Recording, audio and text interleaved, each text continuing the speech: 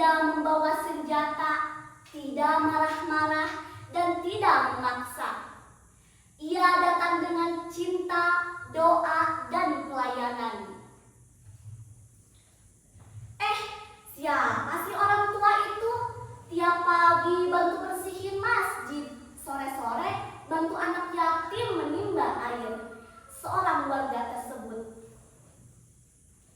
Iya, siapa sih dia? Coba kita deketin. Jawab salah seorang warga lainnya. Keduanya pun mendekati Syekh Rama Irengan. Dengan suara yang lembut dan bijaksana, Syekh Rama Irengan pun menjawab, "Aku hanya ingin hidup bersama kalian, belajar dan membantu." Lama-lama warga pun mulai berubah. Yang dulu suka bertengkar jadi damai. Yang dulu malas ke surau kini rajin sholat berjamaah. Semua karena keteladanan beliau. Suatu malam saat angin hanya berbisik pelan, Syekh Rama Irengan bersujud lama. Ia memohon kepada Allah agar diberi sumber air untuk bersuci dan mengajar. Karena waktu itu air bersih sangat langka. Dan saat fajar menyingsing, bumi pun seolah menjawab, "Bluk, bluk, bluk." Air memancar dari 5 titik tanah. Balong Ageng, Balong Bangsal, Balong Balekambang, Balong Cibinuang, dan Balong Benter. Semua muncul dalam semalam, tanpa bantuan alat, tanpa galian. Hanya karena doa dan cinta dari seorang hamba yang ikhlas. Warga pun takjub. Masya Allah, ini mukjizat. Airnya bening, adem, segar banget. Tapi teman-teman, keajaiban belum selesai.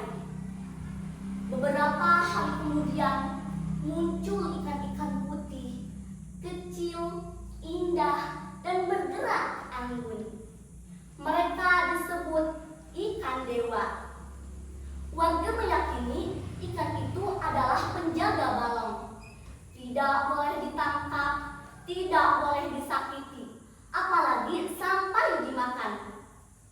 Tapi ada satu orang asing dari luar desa. Ia tamak dan serakah. "Aha, ikan ini pasti mahal dijual ke kota," ucap orang asing tersebut. Ia pun diam-diam mencuri 1 ekor ikan tersebut. Tapi malam harinya, biur, air keluar dari lantai rumahnya. Dindingnya retak, perabotnya hanyut terbawa air. Ia pun menyesal dan mengembalikan ikan itu sambil menangis. Sejak saat itu, semua tahu balong ini bukan sekedar kolam. Ia adalah tempat yang suci. Tahun demi tahun berlalu, Syekh Rama Irengan semakin kuat. Sampai suatu pagi, beliau berkumpul bersama murid-muridnya dan berkata, "Jika aku tiada jaga balong ini, bukan untukku, tapi untuk umat. Baiklah, wahai Syekh, kami akan menjaga dan merawat balong ini untuk umat," ujar para murid. Dan tak lama setelah itu, beliau pun wafat. Ia dimakamkan di sisi Balong Ageng. Warga pun menangis dan bersedih. Tapi mereka tahu beliau pergi dalam damai. Kini makam beliau menjadi tempat ziarah. Orang-orang datang dari jauh berdoa dan mengambil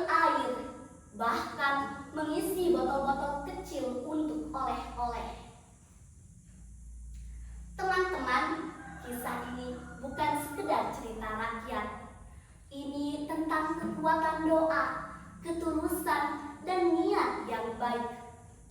Syekh Rama Irengan tidak mempunyai senjata, tapi ia menaklukkan hati banyak orang hanya dengan cinta dan akhlak.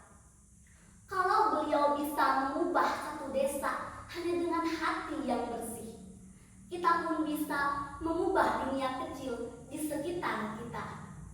Dengan rajin belajar, menolong teman, jujur, dan menjaga alam.